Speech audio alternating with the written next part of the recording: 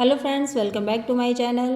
तो आज हमने बहुत ही सुपर टेस्टी और हेल्दी नाश्ता बना के तैयार किया है, जिसको कि बनाना बहुत ही आसान है और खाने में बहुत ही ज़्यादा टेस्टी लगता है। टेस्टी होने के साथ ही साथ ये बहुत ज़्यादा हेल्दी भी है और सिर्फ 10 मिनट में बनके ये तैयार हो जाता है। इस शानदार सी रेसिपी को हमने बना के तैयार किया है चने के साग से। और चने का साग कितना ज़्यादा हेल्दी होता है आप सभी को पता ही है। कोई भी हरे पत्तेदार सब्जियां बहुत ही ज़्यादा हेल्दी होती हैं, तो सीजन है इस समय, इसको आप ज़रूर से बना के खाइए। हरे चने का साग तो आपने बहुत बार बनाया होगा। क्या आपने इससे टिक्की, वड़े या फिर पकौड़ियाँ बना के खाई हैं? अगर नहीं खाई है तो इस रेसिपी को आप ज़रूर ट्राई कीजिएगा। यकीन मानिए बहुत ही ज़्यादा ये टेस्टी लगता है। यहाँ पे मैंने चने के साग को 3 से 4 बार धो के और बिल्कुल बारीक कट कर लिया है। जितना बारीक आप काट सकते हैं उतना बारीक काट लीजिएगा और जिस क्वांटिटी में आपको बनाना है कम ज़्यादा कर सकते हैं अपने हिसाब से। इसको और भी ज़्यादा टेस्टी बनाने के लिए मैं यहाँ पे ढेर सारा धनिया डाल रही हूँ बारीक कट करके। और एक मीडियम साइज़ का प्याज लिया था, इसको भी बारीक कट करके मैंने डाल दिया है। अगर आप प्याज नहीं खाते हैं तो स्किप कर दीजिएगा। अब इसी के साथ हम डालेंगे कुछ मसाले, जिससे कि इसका टेस्ट बहुत ज़्यादा बढ़ने वाला है। तो सबसे पहले डाल देंगे 3 से 4 पिंच हींग। किसी भी साग की रेसिपी में अगर आप हींग डालते हैं तो उसका स्वाद और भी ज़्यादा बढ़ जाता है।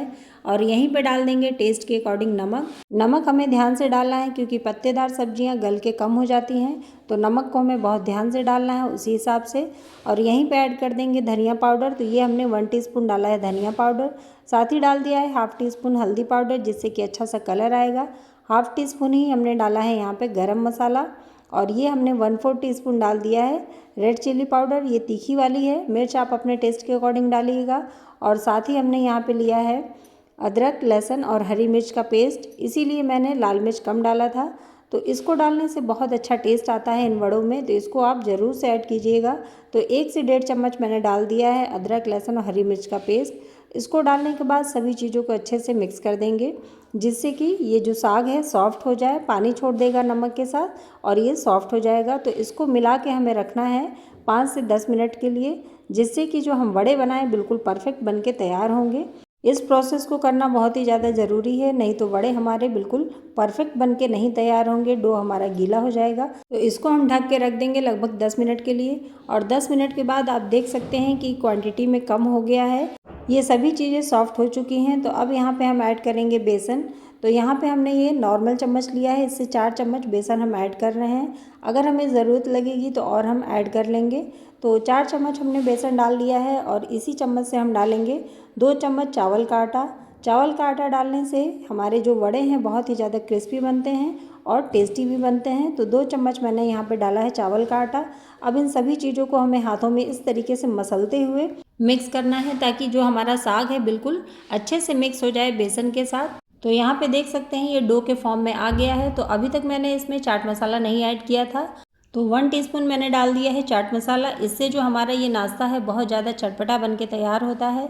और साथ ही ऐड कर दिया है 1 चम्मच तेल। तेल डालने से ये बिल्कुल अंदर से खस्ता बनते हैं और ऊपर से बिल्कुल क्रिस्पी बन के तैयार होते हैं।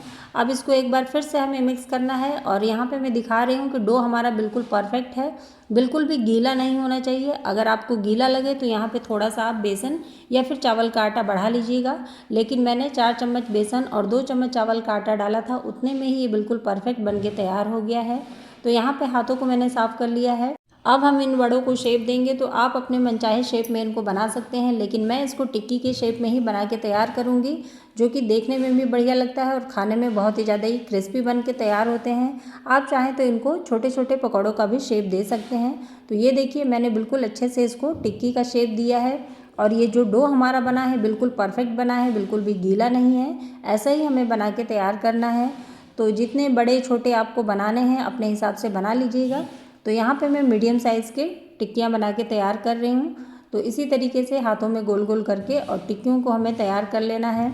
बहुत ही आसान रेसिपी है, झटपट से बनती है, लेकिन यकीन मानिए खाने में बहुत ज़्यादा टेस्टी लगती है। तो जब भी कुछ चटपटा खाने का मन करे आप इस रेसिपी को ट्राई कर सकते हैं। तो यहाँ पे पूरे डो से मैंने बना लिया है अपनी टिक्कियों को, और इतने डो से ये 8 टिक्कियाँ बन के तैयार हो गई हैं। इधर गैस पे मैंने तेल भी चढ़ा दिया था, तेल हमारा अच्छे से गर्म हो गया है। मैंने इसको मस्टर्ड ऑयल में बनाया है, क्योंकि मस्टर्ड ऑयल में इसका टेस्ट और भी ज़्यादा उभर के आता है। आप जो ऑयल खाते हो उसमें बना सकते हैं। तो एक बार में जितना आसानी से आ जाए उतनी टिक्कियाँ हम ऐड करेंगे। यहाँ पे फ्लेम को हमें मीडियम रखना है, ना तो हमें स्लो फ्लेम पे सेकना है और ना ही हाई फ्लेम पे सेकना है।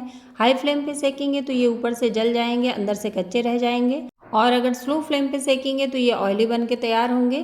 तो मीडियम फ्लेम पे सेकिएगा इसको, बिल्कुल भी ऑयली नहीं बनते हैं, बहुत ही ज़्यादा ये बढ़िया बन के तैयार होंगे। तो नीचे से हल्का सा कलर आ गया है तो मैं इसको एक एक करके पलट लूँगी। तो आप स्पून की हेल्प से इस तरीके से पलट लीजिएगा। फ्रेंड्स, साथ ही आप लोगों से प्यारी सी रिक्वेस्ट है कि अगर आप लोग मेरे चैनल पर पहली बार आए हों तो चैनल को सब्सक्राइब कर लीजिएगा। साथ ही बेल आइकन को प्रेस करके ऑल पे क्लिक कर दीजिएगा, जिससे कि मेरी आने वाली वीडियो की नोटिफिकेशन आपको मिलती रहेगी टाइम टू टाइम। तो इसी तरीके से हमें इसे अलटते पलटते हुए गोल्डन होने तक फ्राई करना है, जब तक कि ये ऊपर से बिल्कुल क्रिस्पी ना हो जाए। और ऊपर से ये बिल्कुल क्रिस्पी होते हैं, अंदर से सॉफ्ट होते हैं, खस्ते बनते हैं। एक बैच को फ्राई करने में करीब 7 से 8 मिनट का समय लग जाएगा मीडियम फ्लेम पे। यहाँ पे आप देख सकते हैं कि ये जो हमारे बड़े हैं गोल्डन कलर के हो गए हैं, और इसको बिल्कुल मैंने अलट पलट के सेका है, सुपर क्रिस्पी बन के ये तैयार हुए हैं। तो इसको अब हम निकाल लेंगे और निकाल के एक टिश्यू पेपर पर रख देंगे, जिससे कि थोड़ा बहुत भी अगर इसमें ऑयल है तो वो निकल जाएगा। ये देखने में जितने टेम्पटिंग लग रहे हैं उतने ही खाने में भी टेस्टी हैं, और टेस्टी होने के साथ साथ ये हेल्दी भी बहुत है, क्योंकि इसको हमने चने के साग से बना के तैयार किया हुआ है। इसी तरीके से हम दूसरे बैच को भी अलटते पलटते हुए गोल्डन होने तक फ्राई कर लेंगे।